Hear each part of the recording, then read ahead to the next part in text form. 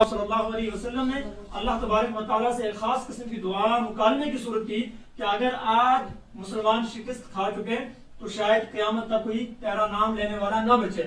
اس لیے آج اسلام کے بقا کا دن ہے. تو اللہ تبارک و تعالیٰ نے پھر آپ نے دیکھا کہ کس طریقے سے ناممکن کو ممکن بنا دیا. تو قوت فیصلہ جو ایک بنیادی چیز ہے ہماری زندگی میں کئی موقعوں پر ایسے مواقع آتے ہیں جہاں ہم نے منٹس کے اندر سیکنڈز کے اندر ڈیسیجن لینے ہوتے ہیں اور اگر ہم وہ ڈیسیجن صحیح معنوں میں لے پاتے ہیں تو ہمارے لیے یقین جانے کی آسانی ہی آسانیاں ہوتی ہیں. اور اس حوالے سے ایک اور بات پہلی جو صرف کوالٹی تھی وہ کیا تھا, وہ قوت فیصلہ.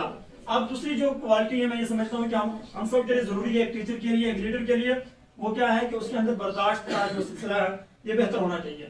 اور یہ لوگ بڑے کامیاب ہوتے ہیں جن کے اندر صبر ہوتا ہے, جن کے اندر برداشت ہوتی ہے, جن کے چہروں کے اوپر جلدی سے یہ پریشانیاں نظر نہیں آتی. یقین جانے یہ لوگ کامیاب ہوتے ہیں. نبی صلی اللہ علیہ وسلم کی زندگی ہمارے لیے اس حوالے سے بھی مشعل راہ ہے. آپ اچھی طرح جانتے ہیں کہ نبی صلی اللہ علیہ وسلم کے اوپر کس طرح سے تکلیفوں کا سلسلہ شروع ہوا. کوڑا کرکٹ کی صورت میں یہاں تک آپ صلی اللہ علیہ وسلم کی پیٹھ مبارک پر اوجڑی کا رکھنا اور باقی جو سازشیں ہیں وہ ساری چیزیں آپ کے سامنے ہیں. لیکن جب مکہ فتح ہوتا ہے اور ایسے میں سب سے زیادہ تکلیفیں جنہوں نے دی تھی انہی کے گھروں کو جو ہے وہ دارالامن قرار دیا گیا. یہ کیفیات کیا ہے اور یہ برداشت کی صورت میں یہ ساری چیزیں میسر ہوتی ہیں.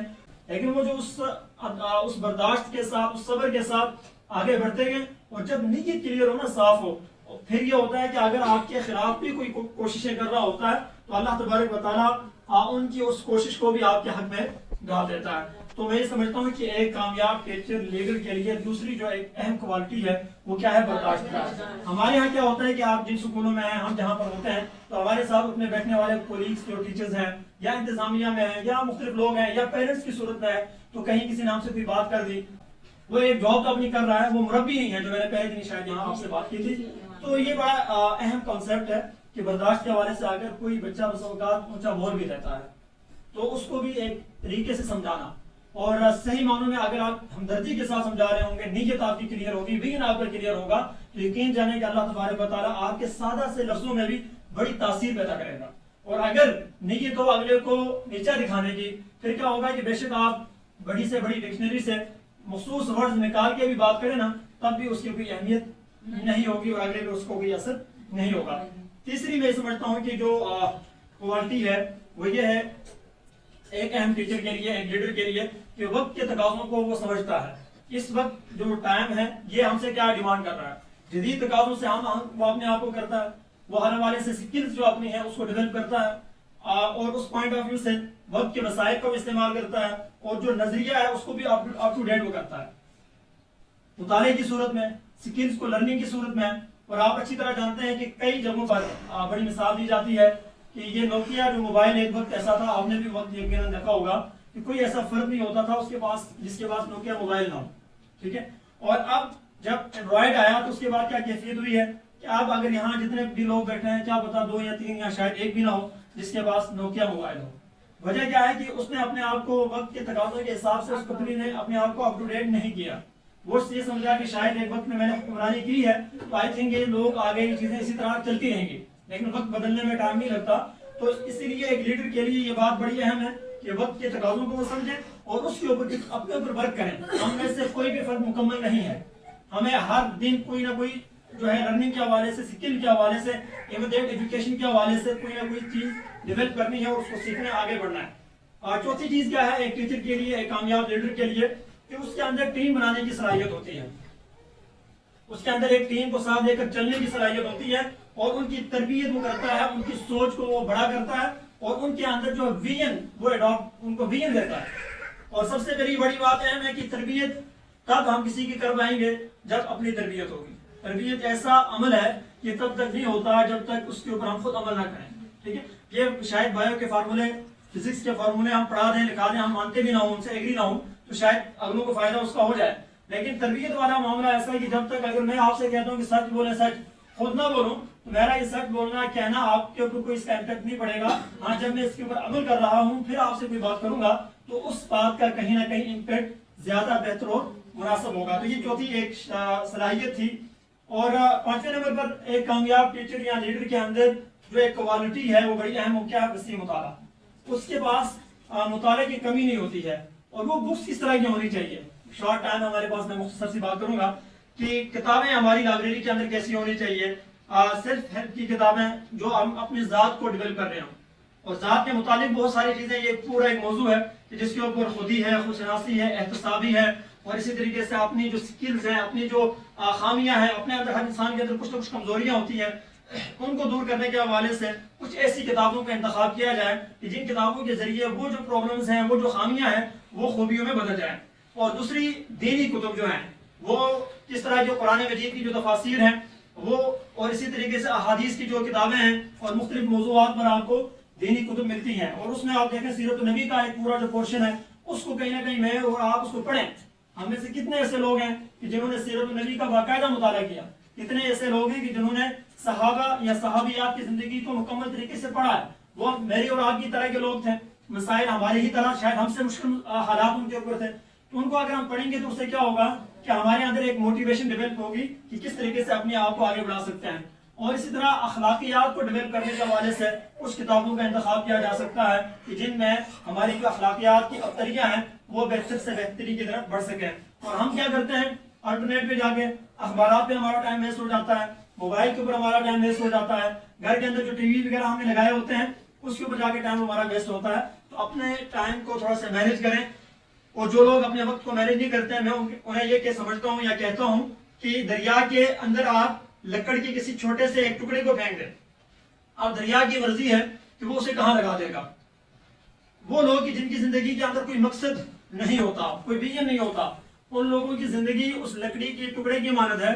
تو انہوں نے اپنی زندگی اس حالات کے مطابق اپنے آپ کو چھوڑ دیا کہ اب حالات جہاں لے کے جائیں وہاں پہنچیں گے، اور 40 50 60 سال کے بعد جب اختتام ہوگا تو کوئی نام و نشان باقی نہیں رہے گا. اور کہیں بھی آپ کے ادارے کے اندر یا کہیں پر بھی ظاہر گروپ بھی بنا ہوا ہے، کہیں نہ کہیں بہت سارے اسائنمنٹس آپ کو ہم دے رہے ہوں گے وین کے تحت آگے بڑھنے کے حوالے سے. تو یہ چیزیں کہیں نہ کہیں آپ سے پوچھی جا رہی ہوں گی اور آپ خود بتا بھی رہے ہوں گے. اور بس اوقات اگر کچھ کتابوں کی آپ کو سمجھ نہیں آ رہی ہے کون سی کتابیں خریدیں، یہ بھی ایک سوال ہوتا ہے کہ اگر خریدیں بک تو کون سی خریدیں. تو اس حوالے سے بھی ضرورت ہوتی ہے کسی اچھے رہنمائی کرنے والے کی جو آپ کو بہتر کتاب کا بتائیں اور آپ اس کو لیں. اور ایک دفعہ جب آپ مطالعہ شروع کر دیتے ہیں نا، پھر یہ بند نیچے جو ہے کھلنا خود شروع ہو جاتا ہے، پھر آپ کتاب کے بغیر رہ ہی نہیں سکتے ہیں. اور سفر کے حوالے سے میں بات کر رہا تھا. اور یہ جو سیکنڈ لاسٹ پوائنٹ ہے ایک کامیاب ٹیچر یا لیڈر کی صلاحیت کے حوالے سے، خصوصیات کے حوالے سے، تو اس کے اندر اخلاص اور للہیت جو ہے یہ کمال کی اس پوزیشن پہ ہوتی ہے. یعنی اخلاص کا مطلب کیا ہے؟ وہ کوئی بھی کام کرتا ہے نا، وہ نمود و نمائش کے لیے نہیں کر رہا ہوتا، وہ اس لیے نہیں کر رہا ہوتا ہے کہ میرا نام کچھ تھوڑا سا بڑا ہو جائے گا، میرے ساتھ جو 2 4 5 لوگ ہیں ان میں میری کوئی بڑی عزت ہو جائے گی. وہ اس لیے نہیں کرتا. وہ اگر یہ کچھ بھی کوشش کرتا ہے وہ صرف اور صرف اللہ کی رضا کے لیے کر رہا ہوتا ہے. اور یہ جتنی بھی احادیث کی بڑی کتب ہیں سائنسداں کی، تو آپ دیکھتے ہیں کہ ان کا جو آغاز ہوتا ہے نا حدیثوں کا، تو یہ پہلی حدیث انما الاعمال بالنیات اس حدیث سے ہوتا ہے. کہ اگر نیت درست ہو جائے نا سارے کام ٹھیک ہوتے ہیں.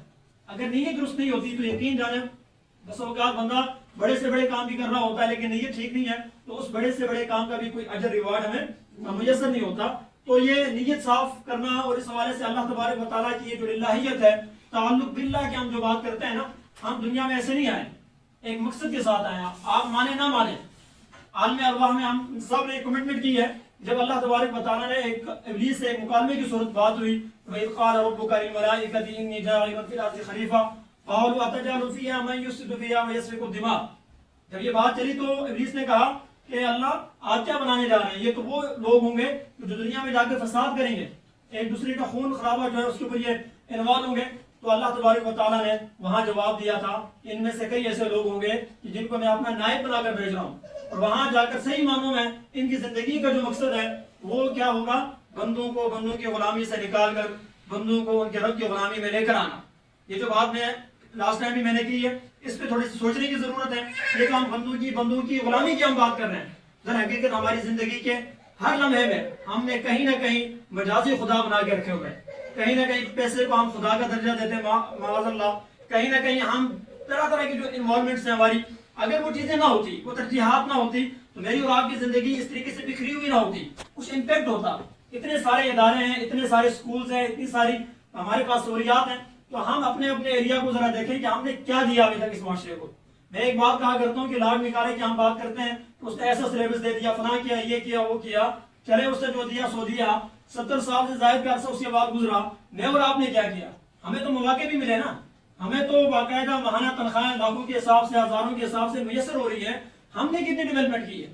میں جس سکول کے اندر 100-150 بچہ ہے، وہاں پر میرے ساتھ 2-3 ٹیچرز ہیں، ہم 2-3 لوگوں نے مل کر ان 100-150 بچوں کے اوپر کیا کام کیا؟ روٹین سے ہٹ کے ہم نے کیا کیا؟ ہم کتنی اس کے اوپر جو ہے ڈیولپمنٹ کی طرف گئے ہیں، اور ہم کیا کہہ سکتے ہیں کہ میں نے اتنے بچوں کو صحیح معنوں میں تیار کیا جو اس وقت جہلم کے فلاں گاؤں کے اندر ایک نام کے ساتھ، ایک عزت کے ساتھ، ایک وقار کے ساتھ لوگوں کی خدمت کر رہا ہے۔ ہم میں سے کتنے ایسے لوگ ہیں جو یہاں پر بیٹھے ہوئے یہ کہیں کہ جہلم کے فلاں ایک دور دراز ایریا سرگن میں، وہاں میں نے ایک ایسے سکول کے اندر اپنی خدمات کو دیا، اور وہاں میں نے ایک ایسی بچی کو تیار کیا تھا کہ جو بچی آج کل اللہ کے لیے اور اللہ کے لوگوں کے لیے بہتر سے بہتر کاموں کو کر رہی ہے۔ اگر اس کا جواب ہے تو یقیناً کامیاب ہیں ہم سب، اگر نہیں ہے جواب تو سوچنے کی بات ہے۔ ورنہ وہی حدیث جو میں نے آپ کے سامنے پہلے دن رکھی تھی کہ جب قیامت کا معاملہ شروع ہوگا تو 3 لوگوں کو جہنم کی طرف لے کے جایا جائے گا، ان میں سب سے پہلا جو ہے ہوگا وہ کون ہوگا؟ عالم، یعنی استاد ہوگا، ٹیچر ہوگا۔ یہ حدیث میرے اور آپ کے لیے ہے۔ ہم نے شاید کہیں نہ کہیں یہ سمجھا ہے کہ یہ ان لوگوں کے لیے جو دعویٰ یہ کرتے ہیں کہ ہم علماء ہیں، ہم سب اس میں شامل ہیں۔ اس حوالے سے ہمیں تھوڑی سی اپنی تیاری کو آگے بڑھانا ہوگا۔ اور آخری جو پوائنٹ ہے ایک ٹیچر کے اندر، ایک لیڈر کے اندر، یہ صرف یہ جو کوالٹی ہے خدمت خلق کا جذبہ ہوتا ہے۔ اسے ایک بندے کی خدمت مسجد نبوی میں 40 سال کے اعتکاف کے سے بھی بہتر ہے اگر صحیح معنوں میں اس کو کیا جائے۔ سوچ جب آپ کی بڑی ہو جائے تو اس میں کیا ہوتا ہے کہ ویژن آپ دینا شروع کر دیتے ہیں، اخلاقی تربیت کو آپ آگے بڑھانا شروع کرتے ہیں۔ اور یہاں پر اس سے بڑی اور کیا خدمت ہو سکتی ہے کہ ہم ان معصوم بچوں کی صحیح معنوں میں تربیت کریں۔